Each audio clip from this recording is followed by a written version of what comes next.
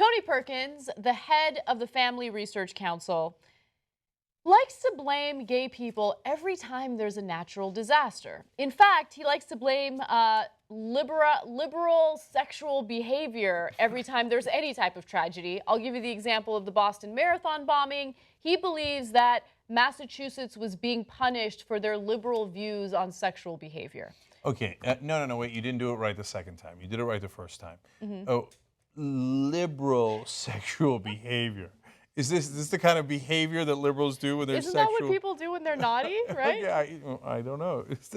I think that if you saw me doing this, you wouldn't find it that enticing. Anyway. So Tony Perkins was actually one of the victims in the severe floods in Louisiana. In fact, according to reports, he said that both his home and the local church he pastors were heavily damaged in what he called the flood of biblical proportions that struck Louisiana over the weekend. So here is an image that he actually shared, with the people who follow him, and it shows, just how much damage the flooding caused to his home. And here's what he had to say about it. He's like, we're going to look for what God's going to do in this. I'm asking those questions, and I'm going to see. So here's the question. Is Tony Perkins gay? I didn't see that coming. But if God's going to punish you for being gay, does that mean that Tony Perkins is gay? I'm just following his own logic. Yeah. Or maybe God doesn't like conservatives. What? So now everybody's allowed to interpret their religious texts any way they like. So in this case, the Bible. Now, for example, there's some wonderful nuns in the world who interpret it so that they believe we should fight for peace and we should help the poor. That's a great interpretation and a fairly persuasive one. Tony Perkins, as a conservative, interprets it in a completely different way. God is punitive. God likes to punish. And if you don't do everything that conservatives want, God will punish you with a bombing or a flood of biblical proportions. So maybe he's right about half of it, that God does like to punish. He just likes to punish conservatives. Like, they've never considered that thought for 1 second. No, but here's what's interesting. It's not only that they haven't considered that thought, it's that they readjust their interpretation of things or their reasoning of things based on who they're talking about, right? So if this happens to individuals that they might not know, or if this happens to liberals, it's because God wants to punish you, right? If it happens to people that they do know and that they like and they consider, good Christians, they'll turn around and say, it's because God has a great plan for you, right? And so it's interesting how they just kind of change the wording and, rejigger the thing just so it'll meet, conveniently meet whatever their agenda is. So along those lines, a former Family Research Council Vice President Ken Klukowski says, the flood is an incredibly encouraging spiritual exercise. It was yoga. To take you to the next level in your walk with an almighty and gracious God who does all things well. Well, he did do this flood really well.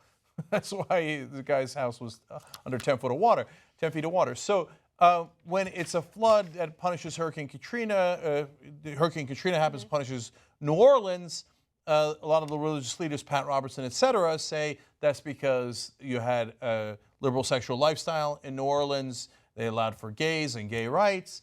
But when it happens in Baton Rouge or in other parts of Louisiana that afflicts conservative Christians, then all of a sudden, we're just walking with God. Yeah. God's looking out for us. That's why he sent us wonderful water to destroy everything we have. Okay, so look, of course, we don't believe any of that nonsense. God isn't going like, who are you going to vote for? Which natural disaster should I send your way? Et cetera. But of course, these guys also say, climate change isn't real. It's just God being angry at us. Okay, so now we know that's incredibly stupid and not remotely true. But again, I want to just do one more exercise here. Because if you accept our chain of logic and you're a conservative and Christian and you think, well, God does punish people. I mean, I read the Bible and he does. I mean, he will smote you before you know what hit you. He'll smote you so hard your head will spin, right? So, okay, maybe he's smiting you or smoting you or whatever you call it, right? Maybe he is punishing conservatives. And the reason I bring that up is because they find that, I don't think they've even ever thought about it. Because in their view, God always punishes the other people. Yeah, exactly. Liberals, people who don't agree with them, people who have a different lifestyle, etc. But maybe God doesn't like you. Maybe God is punishing you and he thinks you're an asshole. You never considered that, did you? Maybe God is against you. And that's why he sent that flood.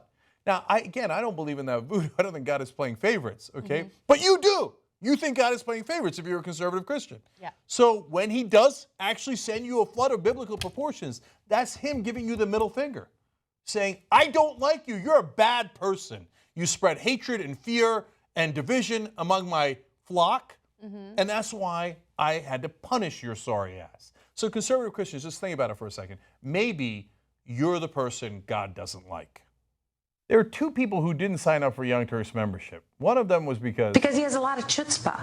And the other one, we thought, oh no, she didn't. Don't make that mistake. TYTnetwork.com/join. Join us right now.